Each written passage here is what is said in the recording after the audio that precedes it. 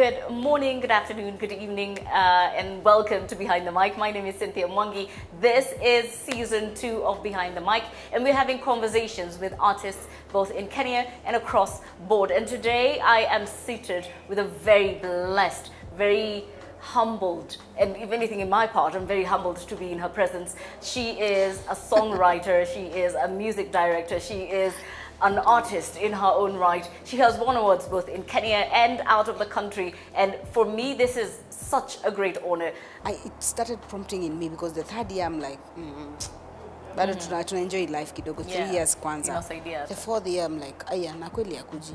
But meanwhile I love the way you sing. Can I just record you? Can I be your producer? Have you ever recorded? He said, I will learn it on YouTube. And he went on YouTube and started studying music. I remember there was a time it reached, I would push my song Waweza. I would literally sit at the front seat in Matatu and request the driver, please, can you play this CD for me?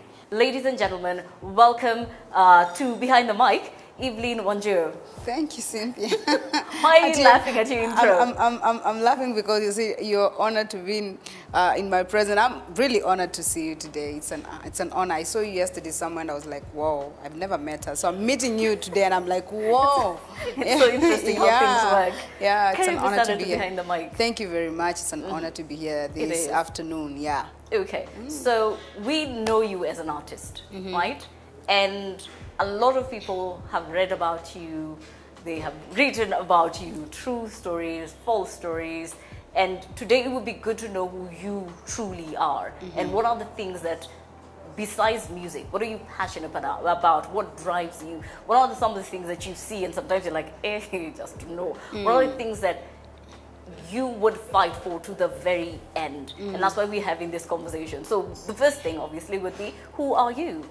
Wow. I'm Evelyn Wanjiru. Is that my camera? I'm Evelyn Wanjiru. My last name is Agundabweni. Of course, I got married to this amazing man, and I had to partake his name. Evelyn Wanjiru Agundabweni. I am a gospel musician based in Kenya, but I'm called across the globe to do music and ministry as well. I am a mother. I am a mentor. I am a role model to so many young people and old as well. So interesting. I am businesswoman. I run a production house, Bwenif Production, where we do music videos, TVCs, adverts and all that. So I'm a fashion designer. I have Bwenif Clothesline. What else? I host an annual event, a gathering of African musicians called Praise Atmosphere. Yeah. Wow, you do quite a lot. That's a lot. It's very little. I'm a businesswoman. I also do honey. Yeah, that's a business that I've ventured in. I'm passionate about it. So when you're not doing music, you're just doing a lot more. Yes, a lot more behind the music. It's not really a lot. Yeah. So, music, when did you start that? Well, I started back in 2010 officially. I started doing my my first recording in 2010. I did a song called Mazingira. I'm passionate about environment. I love green. Right. Green is beautiful. Nature is beautiful, and so I just wanted and still is passion, just sensitizing people about environmental issues. And so that's my passion. I did a song, my first song called Mazingira. It was taken in then with the forestry department, and they took it in as a theme song to just to sensitize people not to cut trees and all that at the Mau forest during that time. And so yeah, it became quite attuned to the ears of people in Kenya. But again, God had a different purpose for me apart from environment. He wanted me to just venture into ministry completely. And so I kicked off with a song called Waweza by then, 2010. And that was the beginning of Evelyn Wanjiru's journey, music journey. Yeah. Is it something that you had seen yourself doing? No, not Ever? no.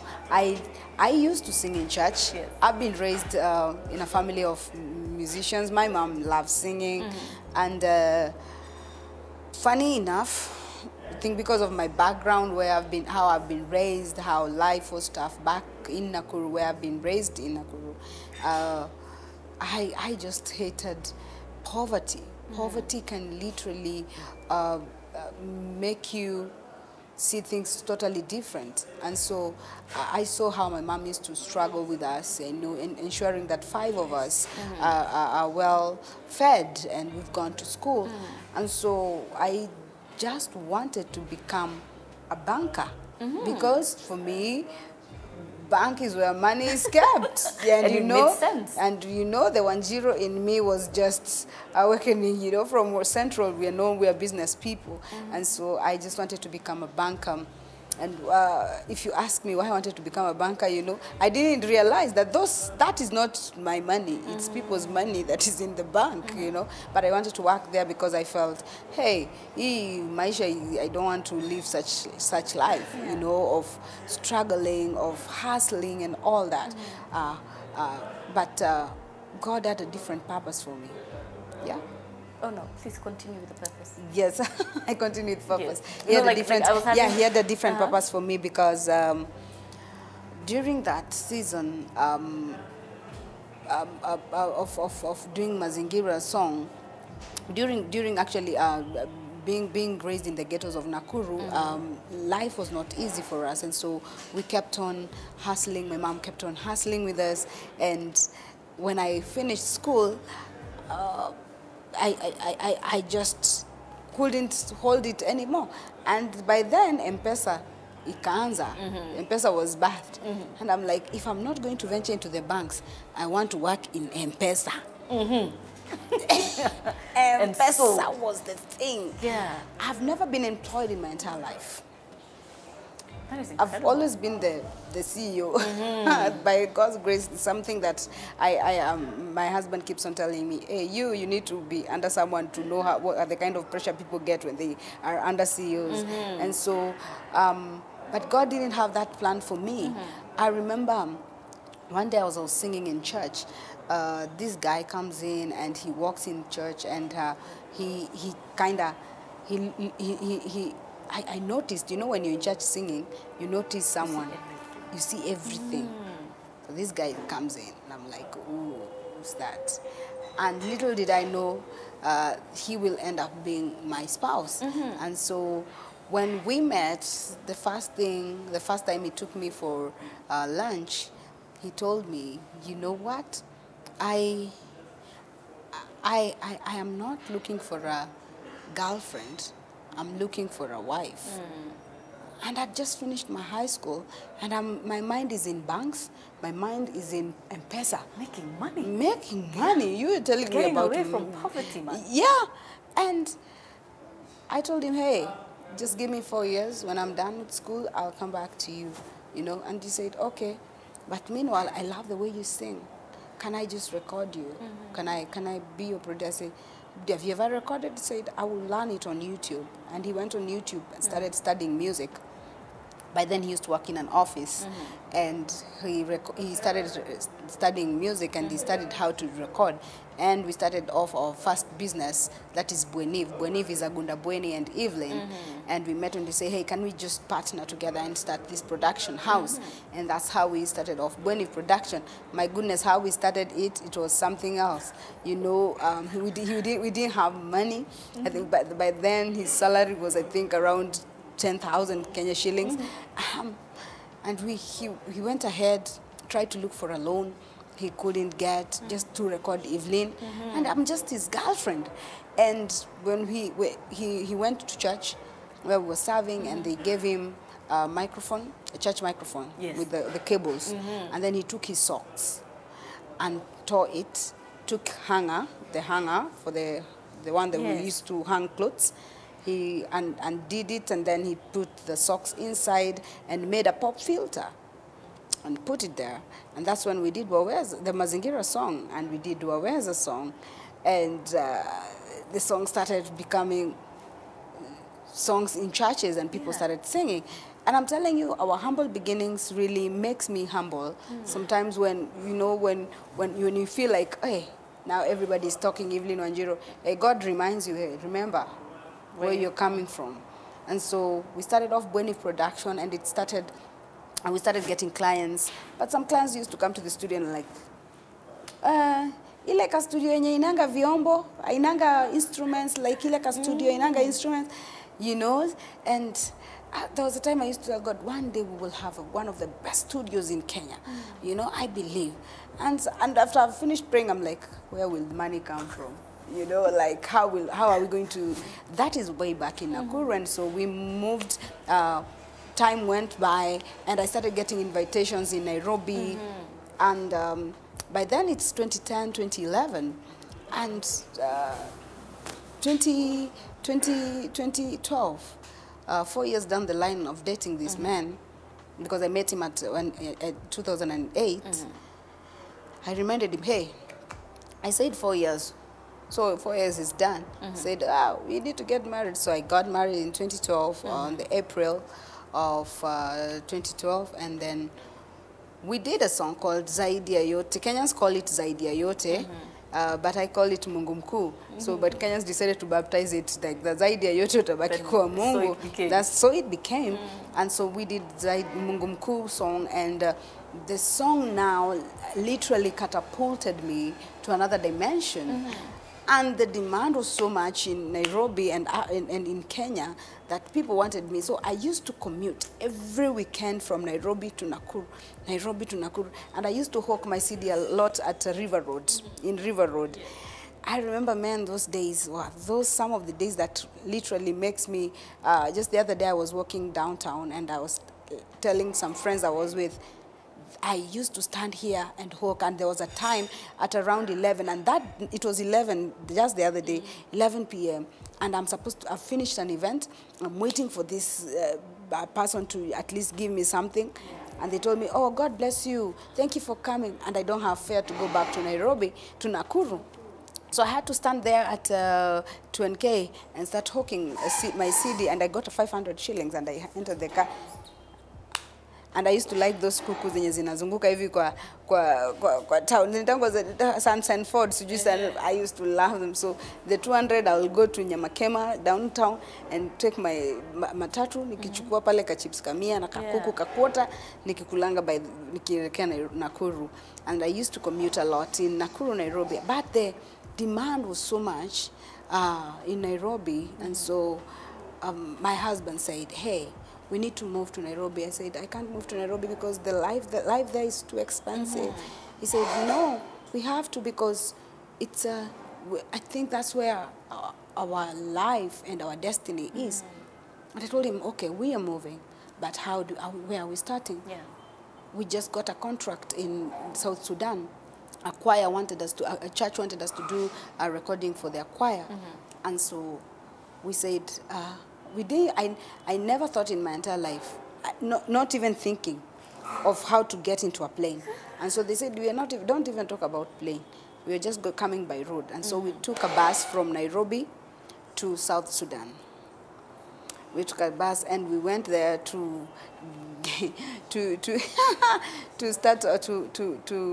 record this choir.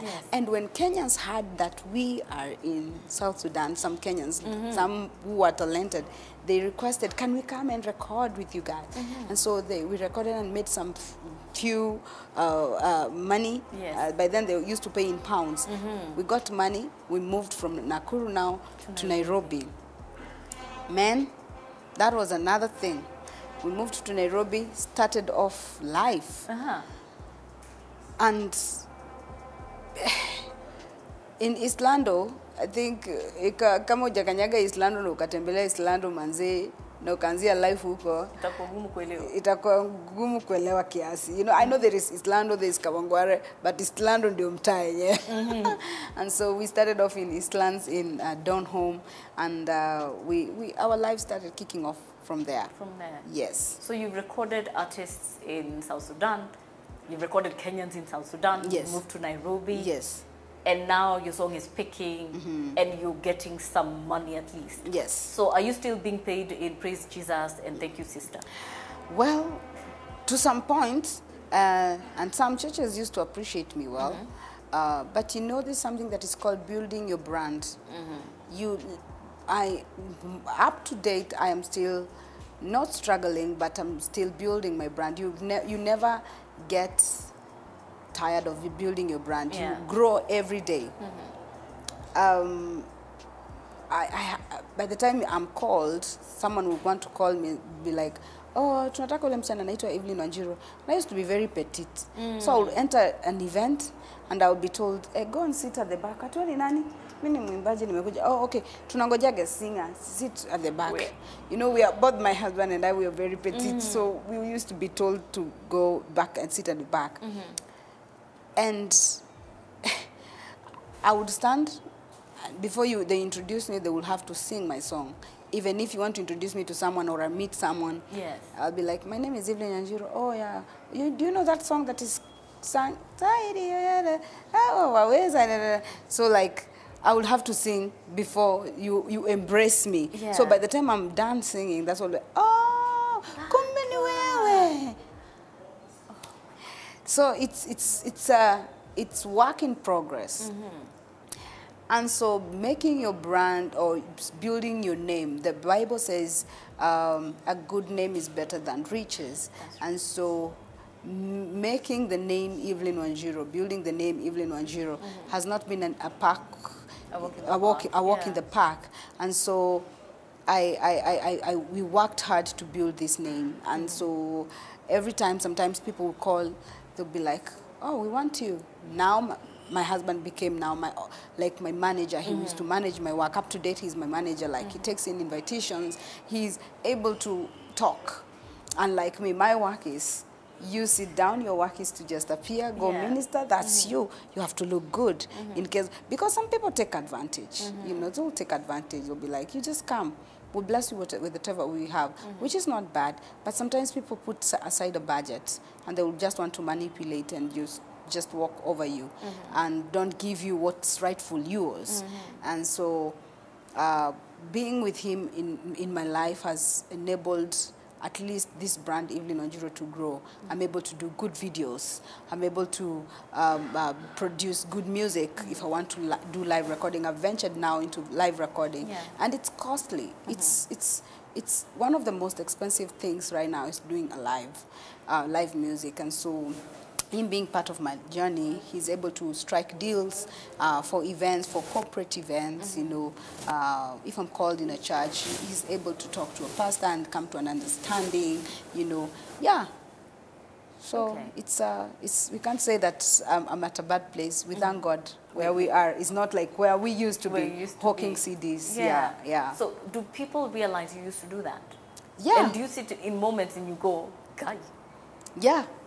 So many people, so many people. I remember there was a time it reached, I would push my song Waweza. I would literally sit at the front seat in Matatu and request the driver, please, can you play this CD for me?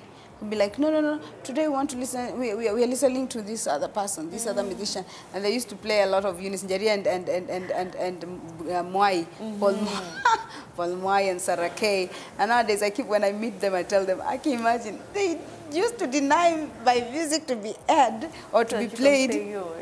And they say, wanaacheza yenyu.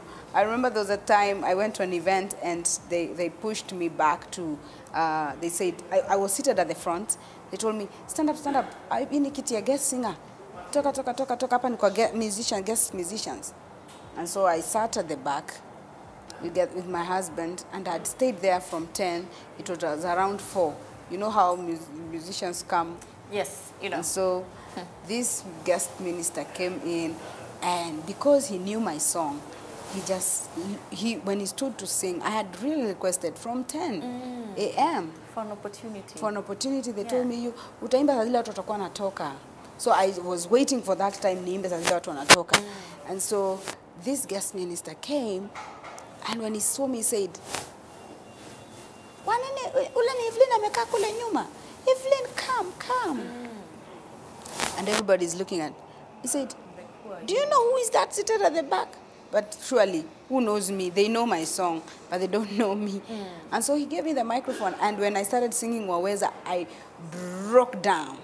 I really cried because I could see how I was literally despised, even being removed from the seat in front of everybody to sit at the back.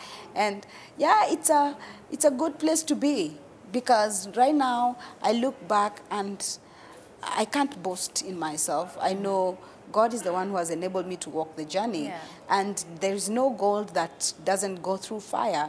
And so when you see me glowing and you admire the Evelyn, you have to go through the test. And if you don't pass the test, then there is no glory and there's no testimony. You're testifying to people. Yeah. And so people see me and they admire, but there is a test that I had to go through. You had to go through. Yeah. It was quite a tough test. It was a tough one. And this from the COVID period to now, the one thing that has been constant in conversations in a lot of people's minds and on social media and even on radios and TV stations is the state of someone's mental health.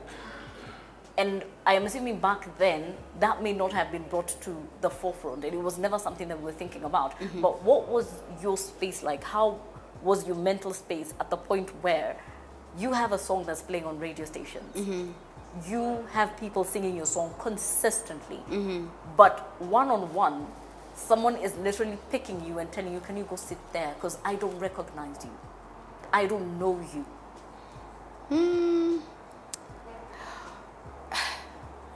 I think one of the best things that I've gotten to learn with time is to have a thick skin.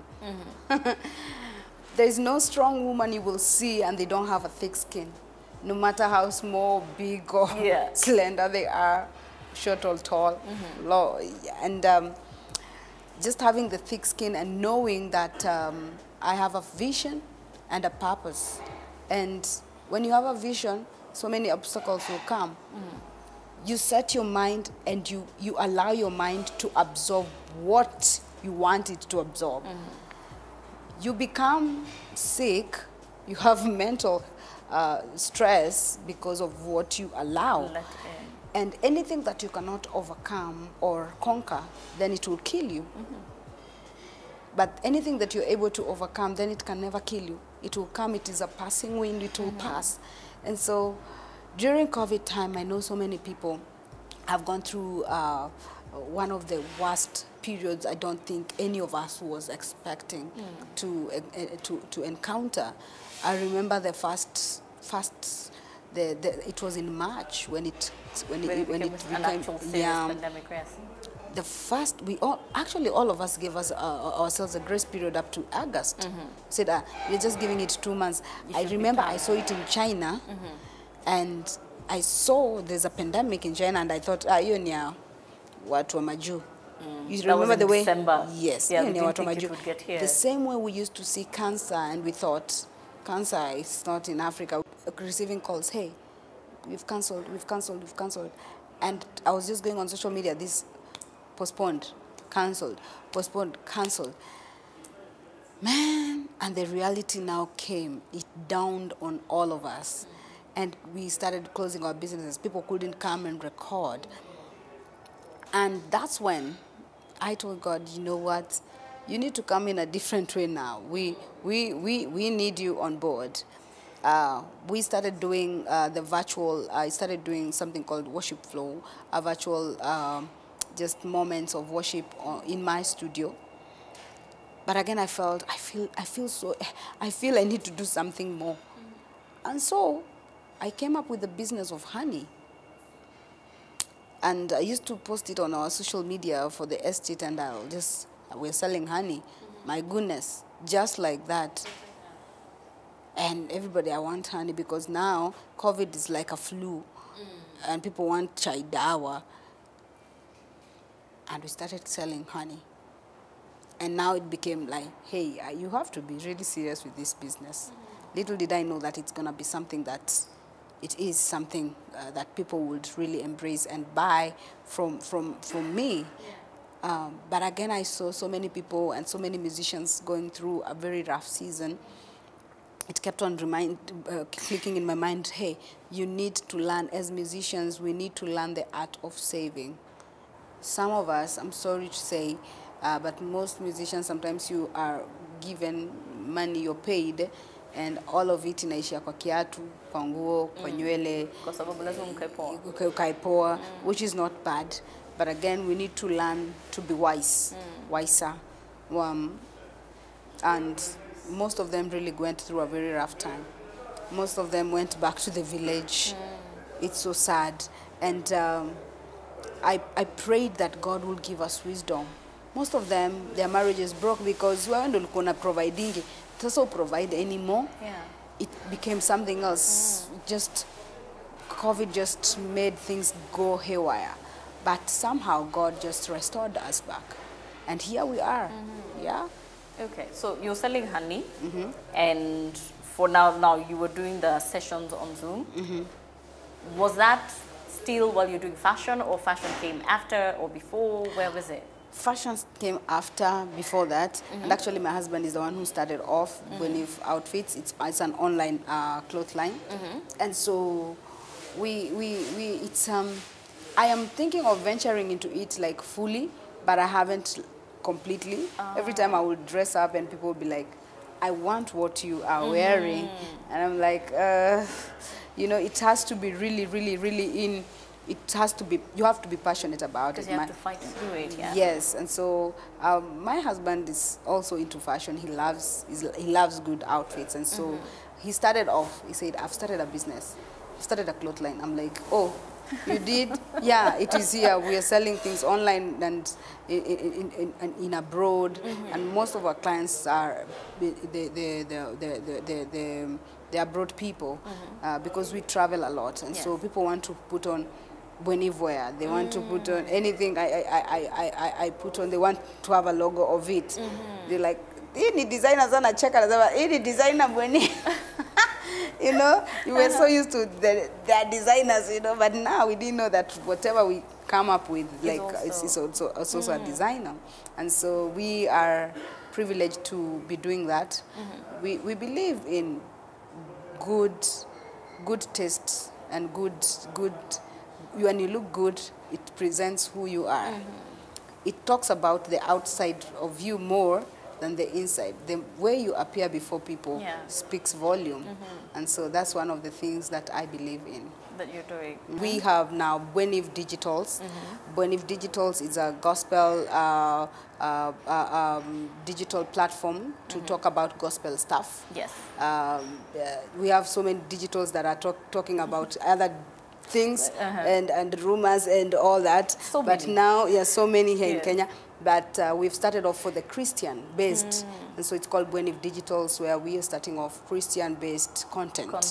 Yes. That is incredible. Yeah. Okay, so you got married in 2012? 12, yes. Okay. And typical of Africans, you get married today, the next question is, Yes. So now? Yes. Yeah. Nini? Sioni. Mpango, kwa nini unakataa? Yes. Unafungia, you're our son, needs. Why? Why do people always think it's son? Why not me? Right? Ama that's the question I keep on asking. Celebrity, kwa sababu ni mwimbaji, amekataa. Anataka career ishike kwanza. Oh, wow. Because I know those conversations happen. What was the thought process of first, you've married, and now you started the journey, and then halfway you realize, Allah, it's not happening.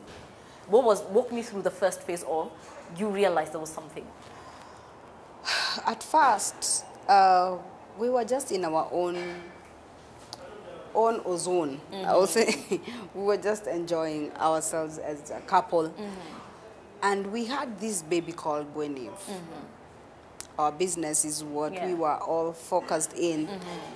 And yes, we believed that God was going to give us a child, but we knew tazile tutataka itakam. Little did we know we are in for another journey that we are yet to experience some, you know. And so the day we really wanted, that's when I realized, by the way, I can literally stay for so few months without seeing my menses. I'm like, and then my husband started telling me, I think we need to see a doctor. And I was like, I'm good. You know, even when I was a girl, I used to get it like regularly. So I think I'm good. I'm not on any, you know, family planning and all that. So I am good. And so I think our 5th year is when, no, our 4th year, it started prompting in me, because the 3rd year I'm like, bado tuna enjoy life kidogo, 3 years kwanza. The 4th year I'm like, aya, na kweli akuji. And the 5th year is now, I'm like, okay, wacha tungoje to try. So I told God, we know it's a grace period where we are, with this 5 is the number of grace, so there's grace in waiting and all that. At the 6th year, I'm like, okay, we became a best couple to this couple, and the next thing they're telling us, we are pregnant. You know, when people tell you some things, it hits you very well. Until now, the reality hits. And so the reality started. We became a best couple to another couple. The next thing, we are pregnant. Within a year, me, I'm still there. The 7th year, I told God, you have to come. You literally have to come. I'm really tired of waiting and you know, I feel now I'm feeling bad because when I'm walking and I'm seeing women pregnant, I'm feeling and most of my age mates had already given delivered, I'm like, why am I not? So we decided to start the journey of going to see the doctor. And the doctor we went to see, he told us, you know, God is going to give you a child. I stayed 7 years, and now we have. So it was encouraging to hear him say that. Say the same thing. I started medication. My friend Cynthia, medication is not a good process. And you know the way Africans can manipulate a woman until you feel as if you're the one, as if men don't get sick. Because this is a sickness. And so my husband was with me the entire journey, walking the journey with me, going into the gynae's room throughout. I keep on telling a man who is strong enough to go into the gynae's room, that man really values you. And from day one, because he's the one who encouraged me, he said, I'm going to walk the journey with you. I told him, are you sure? He said, yeah. And when we went to the gyna, like they had to check me properly, and everything they would do, he was there. We would leave the room, he will look at me and ask me, are you okay? Because I don't think he was ever ready for what happens in there. Are you okay? Oh, the things women go through. He would say that, and I would see my husband, really? And we'll go into the car, and he will tell me, you know what, God will bless us with a child. I'm like, amen. But now we're going to buy medicines.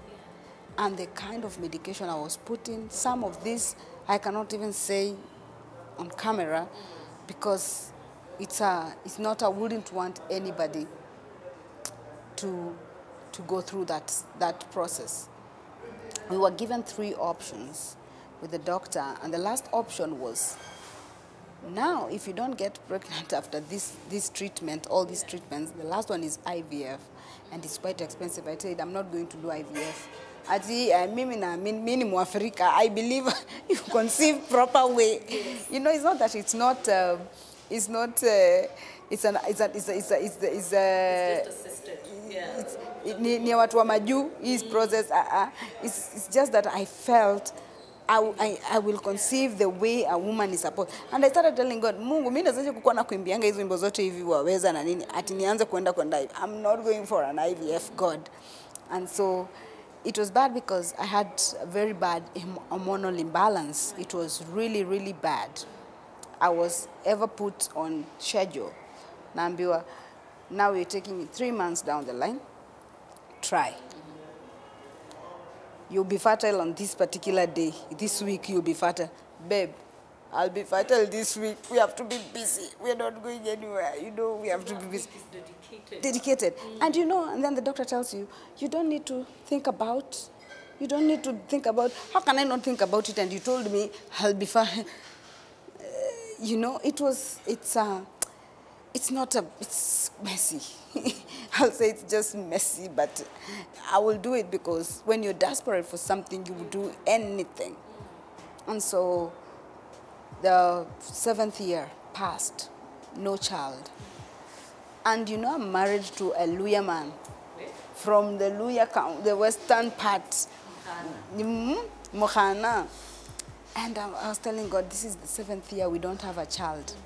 The 8th year, I told God, oh, this is the 8th year. God, please, in fact, he's turning 40, God. He's turning 40. When he turns 40, I want the day of on his birthday. In fact, I did a grand birthday for him. And I wanted to give him, as a gift, a pregnancy test. Hey. I told God, it's here. Genda kupima. Negative, nothing. Like, I'm so, anyway, still on medication. And the journey was not good, has not been good. Yeah. And I remember there was a time I was so frustrated. I came downstairs from my bedroom and I went in the living room and I lied down there and I cried and I left the house and I went to the barber shop and I cut my hair. I was done. The Bible says the hair is the glory of a woman. And for me, it didn't mean anything, like nothing meant anything to me. And so I told God, this time, yani nakuonesha nimefika mwisho, you have to come through for me. And so God, I'm sure God was like, so una create nani tantrums? Like, like, do you know who I am? You don't know who I am. The 8th year, no child. Doctor, what is it? What am I not doing? We've got my body system, like, no child. Let's keep on trying, Evelyn. Don't give up. I have had cases of 12 years, 13 years, 15 years. So yours is 8. That's thick heart. I told him, I said I'm not coming to the hospital again. My husband said, you will go. Tutaenda. He used to take me. In fact, now he's the one who's checking. Today is your doctor's appointment. You know, let's Takes go. you by force and goes. Yeah. We go. And you know, the courage he had, the boldness that he had, the faith that he had in me. The 9th year, no child. So I don't know anyone who's looking at me and waiting and thinking that man, oh man, don't leave your wives because of not being able to conceive. Because when mulikuwa mnakula 10 shillings ya sukuma na ugali ya sijui pesa, mulikuwa mnashikana pamoja. And that's why the Bible says, in sickness and in health, in good times and in bad times, you be together. You know, and so for him, in sickness and in health, in good and in bad, he stood with me. He never let me go. And so the 9th year, I got a trip to the US. I had a tour. So when I was about to board the plane, I'm feeling as if I'm not feeling well. And everybody in the plane ananuka too. Wananuka. Everybody. Kila kitu. I'm thinking, what is this? I arrived in the US and I'm like, I just want to eat pilau. My goodness, pilau. I ate. I vomited. I just lost my father-in-law. Excuse me. So when I called him, when I was I was making the connecting flight to the US now.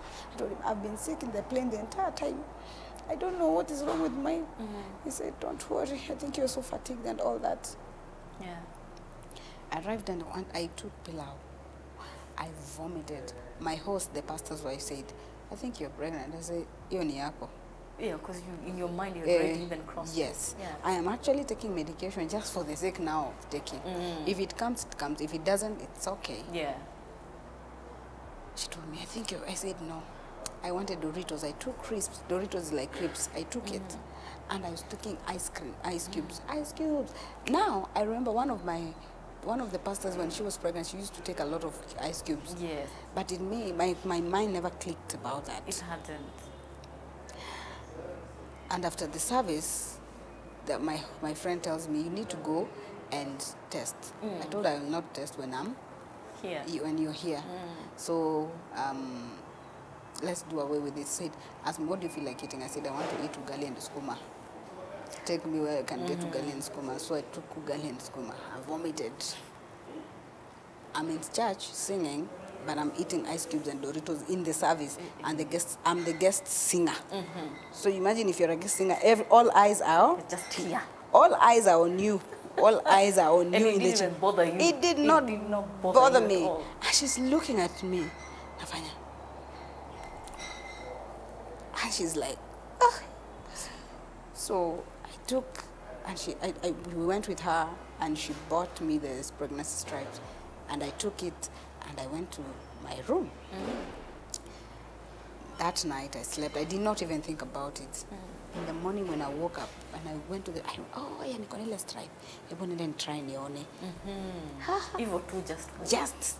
But because I had told God, mimi sitaki kuuliza mtoto tena. Unasikia nitaendelea kuimba, sitaki story ya kusikia kuhusu mtoto. Nimemaliza, because every time I would stand on the altar I would say, oh, my name is Evelyn Wanjiru and I came here with my husband to produce music and children. And some people used to get offended because I'm saying we produce music and children.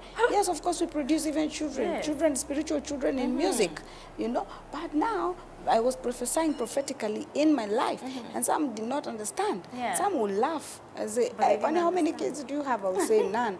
How long have you been married? I will say 7. Oh, can we just pray with you? So many people have prayed for me, Cynthia. The whole world, which I'm very grateful. Yes. And to be laid hands on. And I think when people usually say, ati, mtoto analewangwa na the community, yes. Mshindi analelewa na community mzima. Because we've been a blessing, especially through my music. People have been blessed by my ministry a lot, by my music a lot. And so when they knew, when I opened up about, hey, I don't have a child, and we are trusting God, it became a burden to so many people. And I'm really grateful, because every time we will just post, and someone will come and say, kwa nini ampostingi mtoto wenyu? And it reached a point where I'll post a song on my YouTube, and the first comment will come, bure sana, wenda kukazae. This is some of the things that I don't. Yes. People will call my husband and say, sasa unafanyanga nini na huyo log? Na kupi. Like, like. The people can be really evil. Yes, very insensitive. People will talk, and he will get some messages, and he will keep quiet. And sometimes he will just come in the house and say, babe, unajua tutapata mtoto, najua hiyo statement, kuna kitu ameambiwa. Naambia najua hiyo imetokea wapi? Ati hakuna tu, I just felt like encouraging. I'm thinking, no, this is not encouragement. This is something that someone has said. Because going through the same thing on the other side. And was a time, one of the saddest time that really made me, I think, even cut also my hair, and just I was done. We went to the village and we were doing shopping for the family, and he met his schoolmates. And the schoolmate had a tall young man. And said, oh, nimekuja kubaia shopping ya shule, back to school to my son, and I guess you ako form 4 sijui. You know, your shopping tulifanya that day. Hakuna mtu alikuwa anaongea na mwingine kwa supermarket. Because iligonga pale. Iligonga pale. Akaniambia aje, hey, yani saizi ningekuwa na mtoto wako form 4. The reality of it. The reality of it. I'm like, oh God, not again. Not again. And so I went and tested. I sat in the bathroom, I tested, I put that stripe up or took a sink, and I continued scrolling my phone as if it's just nothing. And when I looked, nikaona tu kalaini kamoja. Nikasema, you see, just raising your hopes for why nothing. are you giving me? I knew that I can't. It's impossible. Remember, my menses kept on skipping, so I cannot tell you exact time when it happened. And so, when I flushed the toilet and I went back, I saw a thin Cynthia, I just dropped down in the bathroom. I think, I don't know if I passed out or something. I just fell in the bathroom. Makamasi ya maji tu inanitoka. I'm not even crying. Ni maji tu inanitoka. Na sweat.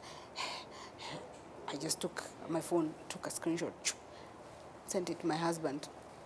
Alikuwa online. Like sending him the dini, kuonekana ime deliver, and at the time I'm called, I thought it is 10,000 years down there. You know, hello? Can you see what is on? Check your WhatsApp. I cried. And he looked and said, I can't see anything. Thinking, can't see anything. I said, oh, I'm just saying it's a faint. Are you sure? Do you know, when the enemy has literally spoken to your spirit until amekuonyesha, it's impossible. Even him, he was, I think he was like me. Asikuwa najua kwa kama mimi, like unbelievable. The doubting Thomas, kabisa, tulikuwa mezima kabisa.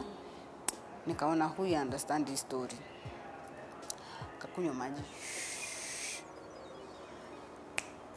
Nyingine, ni saizi niko hivi tu. Naangalia sababu nione. Niko online. I called my mom. Mama yangu nataka apige moshenene sababu you know she will understand it. Before she was like, hello, habari ya America. Namwambia, I cried. Cynthia, I cried. My mom is like, who else is dead? You know, because she's, yeah. What have the Americans done to you? I said, Mom, I'm pregnant. She did not understand the English part. I said, niko na mimba. My mom picked, you know the Luyas, they pick, she started crying from the other end. She cried. My mom cried and prayed with me. And immediately I took the next flight to Kenya. Because you cannot stay all those years na unakaa huko America, unakuja kuambia bwana after 3 months or 2 ati I'm pregnant. Yes, 3 months nikae tu nikifanya nini? Ndio kuja nimwambia ati I'm pregnant. No. Yeah. I just came back. I told him, I found him at the airport. Baby, I'm here at the airport waiting for my family. I'm thinking family. You should see how I was working in the airport. I was just walking like a pregnant woman. I'm telling people, I am pregnant. I can't carry that. But before that, I did not know that it's not right to lift up things. Yes, heavy materials. I kept on lifting up my suitcases in the airport, every flight. And so it affected. So apparently mtoto alikuwa anagrow akienda chini. So when we arrived, we had to go to the hospital to just check and see if I'm okay and all that. And the doctor said, something is wrong with the baby. You have threatened abortion. Yes, you have a threatened abortion. You have to be put on bed rest for 2 weeks because the baby can come out anytime. 2 days later, uchungu ya kuzaa. Kumbe mtoto anataka kutoka. I'm miscarriaging and I don't know. It's a painful season. And we call the doctor and the doctor says, if you see blood, just rush to any hospital. I'm thinking, well, you have no idea what you're saying. You cannot stay all these years and you're telling us if you see blood, you just go to the... And so, well, I was put on bed rest. We changed the doctors. We went back to our doctor. He took care of baby. And just I keep on saying, every person in the Bible, name it Sarah, who else? Sarah, Abraham, who else stayed for so long without a child? You know, Penina and who?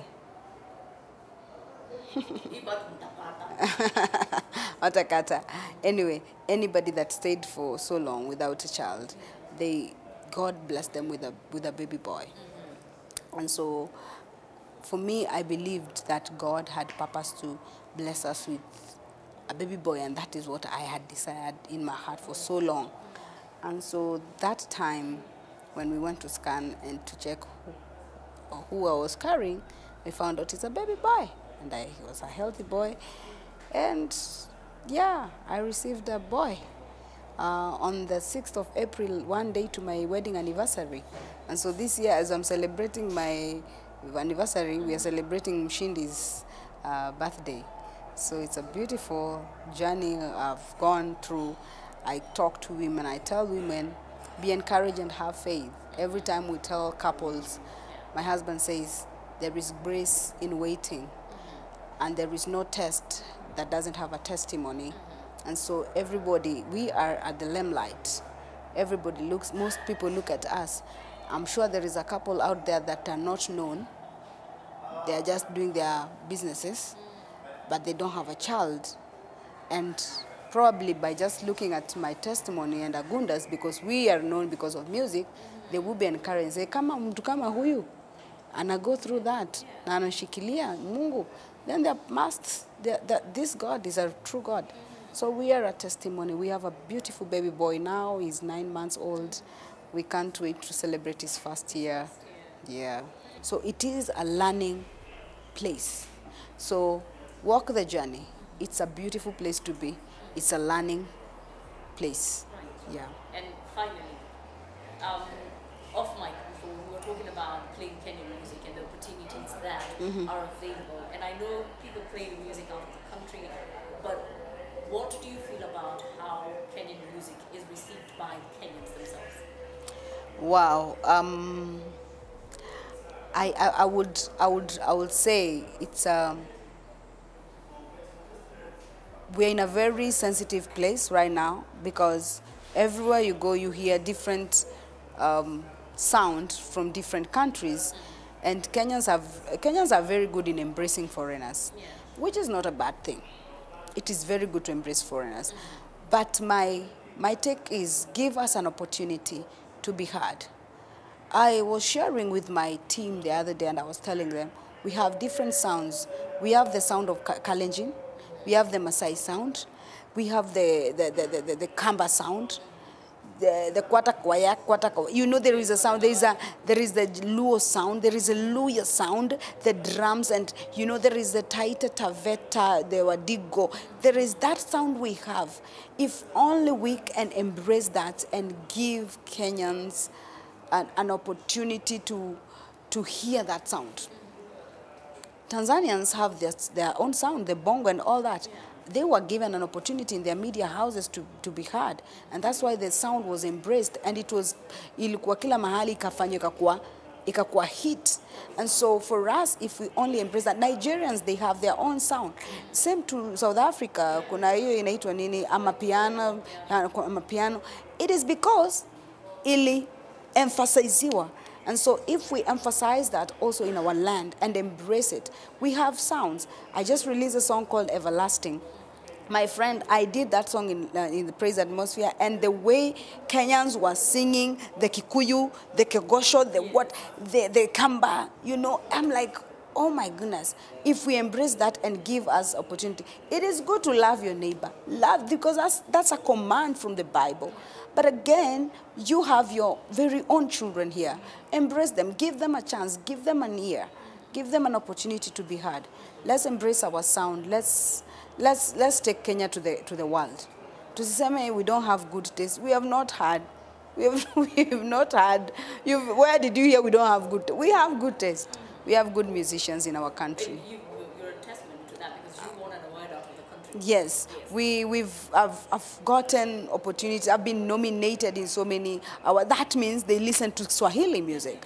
They listen, and when they listen to Swahili music, they believe there is something in East Africa, and not only East Africa, but Kenya. Do you know there is something peculiar about Kenya, that all the entire nations run to Kenya? Yes. Tanzanians run to Kenya. Nigerians run to. If you want to become big, you run where? That means there is something beautiful that our very own. Wanasema anyway, Nabii heshimiki kwao.